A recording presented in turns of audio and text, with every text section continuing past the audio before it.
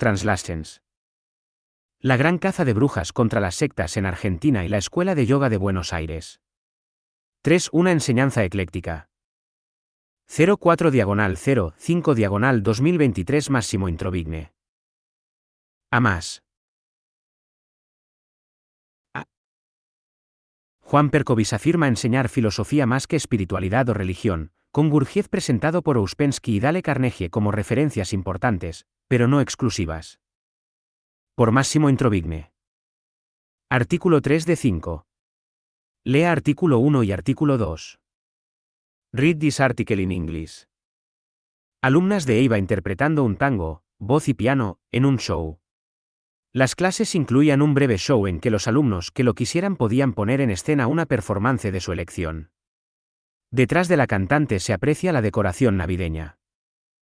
¿Qué aprendieron los alumnos en las clases?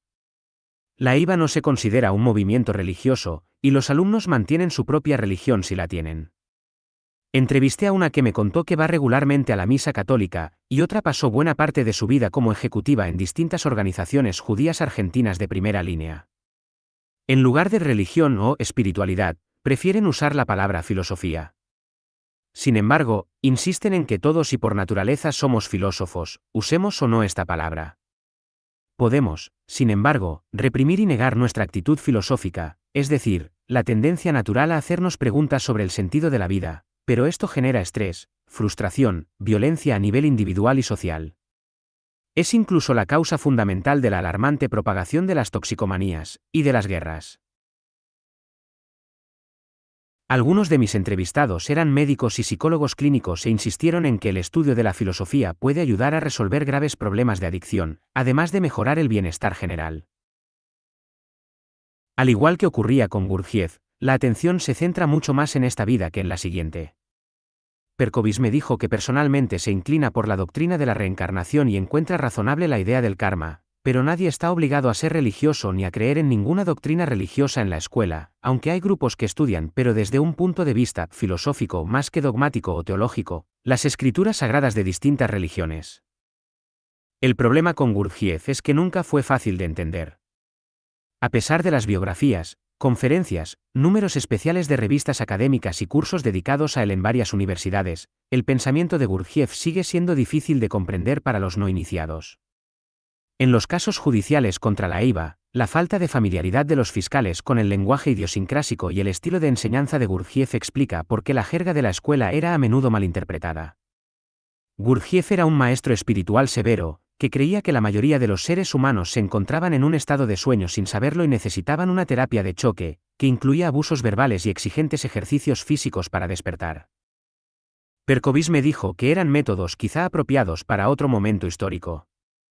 Él nunca los adoptó, pero de Gurdjieff, tal como lo presentó Ouspensky, tomó dos ideas fundamentales. La primera es que una de las empresas humanas más difíciles es observarnos a nosotros mismos. Las primeras etapas del trabajo de Gurdjieff proponen la observación, verificación y aceptación de la verdad de la condición humana a través del estudio, la participación en trabajos de grupo y ejercicios de atención plena, recuerdo de uno mismo. En teoría, cada uno de nosotros debería ser capaz de llevar a cabo esta rutina de autoobservación individualmente. En la práctica, sin embargo, dado que el riesgo de autoengaño está siempre presente, el trabajo en grupo con otras personas es indispensable para la evolución. Al trabajar en grupo, la autoobservación puede ser más objetiva, y un maestro experimentado puede hacer que el camino hacia la evolución sea considerablemente más corto. Alumnos de EIVA realizando un espectáculo de clown para una clase. Consideran que el trabajo artístico es una de muchas formas de poner en práctica la exploración de la propia psicología. Gurdjieff también enseñó que en cada persona coexisten muchos yo's contradictorios, que compiten entre sí. Este conflicto hace que pensar y actuar de forma unificada sea, en última instancia, imposible. Un conjunto contradictorio de pensamientos, reacciones emocionales y mecanismos repetitivos de autoprotección determina un estado de confusión e infelicidad. Tomar conciencia de este estado es el primer paso hacia el despertar. Como ha demostrado la académica australiana Kerel Cusack, Gurdjieff, a quien no le gustaba poner sus ideas por escrito, si enseñaba un modelo de evolución en el que los humanos se dividían en tipos, aunque el número de ellos varió con el tiempo y cada uno de sus principales discípulos adoptó un modelo ligeramente distinto. Perkovic utilizó un modelo de 7 tipos, y dentro de cada grado introdujo la distinción entre aspirante, formal e informal. Mientras que en los 3 primeros niveles los humanos están dominados por una sola característica, física, emocional o intelectual, en el nivel 4 se alcanza cierto equilibrio, lo que permite pasar a los niveles superiores de evolución 5, el genio, 6, el santo, y 7, el maestro o el ángel. Las teorías de los tipos no son, por supuesto, exclusivas de Gurdjieff. Los alumnos encontraron ideas similares en la novela de Germán Hesse El lobo estepario, que se convirtió en una importante referencia para la escuela. Un estudiante experimentado observó que las 10 etapas mencionadas por el budismo Nichiren, tal como las presenta el movimiento budista japonés Soka Gakkai, transmiten los mismos principios, aunque Perkovic me dijo que nunca había leído literatura de Nichiren o de Soka Gakkai. Podría haber encontrado ideas similares en el budismo tibetano, el sufismo y otras tradiciones. Queda algo de dureza gurdjieffiana en frases que pueden dar la impresión de que los que están en los niveles inferiores, dominados por los yous bajos, apenas son humanos. Pero de hecho la escuela está ahí para acompañarlos en su evolución, y alcanzar los niveles más altos se presenta como difícil pero no imposible. Según la lista que examiné, 20 alumnos habían alcanzado el 7º nivel, 9 de los cuales eran 7 formales, entre ellos Perkovic. Se presenta a sí mismo como alguien que sabe lo que sabe y sabe lo que no sabe, lo que en sí mismo no es un logro desdeñable. Algunos de sus primeros alumnos lo interpretaron como que, al saber tanto lo que sabe como lo que no sabe, Perkovic de hecho lo sabe todo. Él se tomaba esta interpretación a broma, aclarando que sabe lo que no sabe significa que es consciente de lo que le falta aprender. De todos modos, todos los estudiantes a los que entrevisté le estaban muy agradecidos y afirmaban haberse beneficiado de sus sugerencias y puntos de vista, incluso en campos con los que no estaba directamente familiarizado. Alumnos interpretando una obra de teatro durante el show de una clase. De hecho, Perkovic enseña un método más que contenidos. Ouspensky ofrece un punto de vista desde el que se puede movilizar un gran número de autores y textos al servicio de la evolución espiritual, a menudo a través de breves aforismos que luego se comentan en todas sus implicaciones filosóficas. Los textos y autores más estudiados por la escuela han ido cambiando y rotando a lo largo del tiempo. Benjamin Franklin, Thomas Jefferson, William Shakespeare fueron tratados en alguna ocasión, y encontré varias referencias al poeta argentino Pedro Bonifacio Palacios, Almafuerte. Dostoyevsky tuvo una importancia especial, y la imagen de una partida de póker en la que las cartas correspondían a frases aforísticas del escritor ruso inspiró un libro publicado en 1993 y una ópera que los músicos de la escuela escribieron y representaron en 1995. Durante el encierro de COVID, muy estricto en Argentina, los alumnos consideraron oportuno meditar sobre Los Miserables de Víctor Hugo. Los alumnos de la EIVA también crearon subgrupos que exploraban una gran variedad de temas.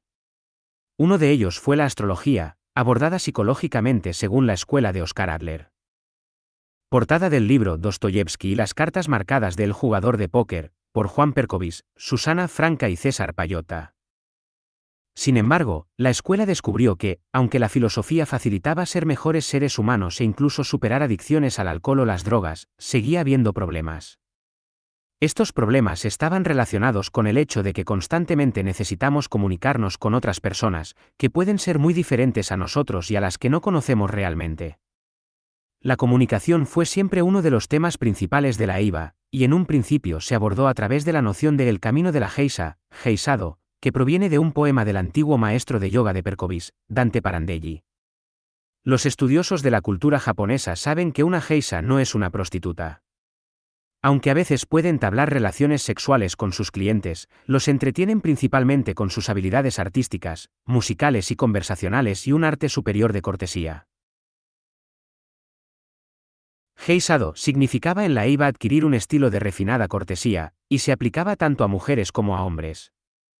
Cuando se acusó a la escuela de favorecer la prostitución, geisha, como sinónimo de una cortesía aristocrática típica de la cultura japonesa, fue sustituido cada vez más por samurái, que Hollywood había popularizado entretanto. Desde 2010, sin embargo, la principal referencia para la comunicación pasó a ser el libro de Dale Carnegie de 1936, Cómo ganar amigos e influir sobre las personas, uno de los mayores bestsellers de todos los tiempos. El libro de Carnegie creó toda una generación, de hecho, más de una, de empresarios y políticos estadounidenses que creían que podemos cambiar a los demás cambiando nuestra propia actitud hacia ellos. Carnegie es considerado generalmente como el portador de la antorcha por excelencia de los valores estadounidenses de benevolencia moralista. No es la menor paradoja del caso de la IVA que su omnipresencia en la escuela se interpretara como una forma más de enseñar las siniestras artes del lavado de cerebro y de la manipulación. Alumnos de IVA, junto a familiares y amigos invitados, en un festejo de Año Nuevo en el café. De hecho, Carnegie habría estado de acuerdo con la ética tan sencilla de Perkovic, basada en los principios de no hacerse daño a sí mismo y no hacer daño a los demás. Algunos de los primeros alumnos me contaron que, en una época en la que la vida era difícil para los homosexuales en Argentina, se sorprendieron cuando, tras revelar su orientación sexual, les dijeron que la IVA la consideraba irrelevante. La IVA también acogía a artistas y músicos cuyo modo de vida era poco convencional. Si una estudiante quería exponer en su apartamento una colección de juguetes sexuales, el famoso Museo del Sexo, que he mencionado antes, u otros querían fotografiarse desnudos, nadie se lo impedía. La policía creyó haber encontrado un arma humeante que probaba actividades ilegales y abusos cuando encontró en el apartamento de una estudiante de mediana edad, no situado en el edificio de la Avenida Estado de Israel, una vieja fotografía de varios hombres y mujeres desnudos haciendo el amor en la misma habitación. E identificó a dos de ellos como miembros de la IVA. La fotografía tenía varias décadas, y no estaba claro si estaba relacionada con la escuela ni qué demostraba exactamente. De hecho, lo más sorprendente es lo poco frecuentes que eran las referencias a la sexualidad en las clases de la IVA. La policía escuchó diligentemente varios miles de horas de cursos, y salió con un escaso puñado de referencias a la esfera sexual, una señalando que en el Antiguo Testamento abundan los relatos sexuales que muchos considerarían hoy censurables, los eruditos bíblicos estarían de acuerdo, y otra, de 1989, argumentando que todo tipo de experiencias pueden llevar a aumentar el conocimiento de los demás, incluida, bajo ciertas condiciones, la prostitución.